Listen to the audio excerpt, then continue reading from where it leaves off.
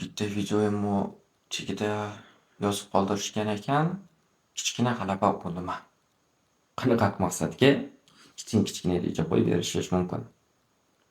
Hayron qoldim. Bir qillab buni tushunmas ekan.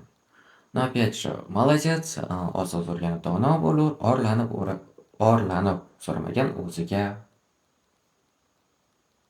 Cho'ta уже esimda yo'q, maktab paytidagi maqol u.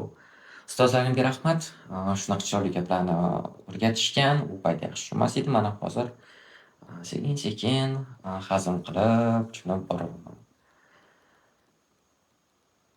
Maqsad qo'ydingiz, har kuni 5 kilometr yurishni. Kichkina g'alaba. Birinchi kun хотя бы 100 metr yuring. Keyingi 100 metr, keyin 300 metr, shunaqa qilib 1 kilometr. Har kuni siz uchun kichkina g'alaba bo'ladi. Bilaman, ishingiz ko'p, vaqtingiz kam. Ishga vaqt ajratishingiz kerak, oilaga vaqt ajratishingiz kerak. U yerda choyxona, bu yerda ayol kishi bo'ladigan bo'lsangiz, do'konlar, qo'shni, oila, yana vaqtimizni ajratishimiz kerak bo'lgan faktor deb bo'lsa agar, juda ko'p. Lekin hayotingizda eng muhimi sizsiz. Siz baxtli bo'lsangiz, boshqalar baxtli bo'ladi. Hech kim sizga yomon niyat tilamaydi. Ota-onangiz ham, farzandlaringiz ham, yaqin oshna-og'ayningiz ham. Men hozir aytayotganim yaqin guruhingiz o'zingiz, yaqin insonlaringiz.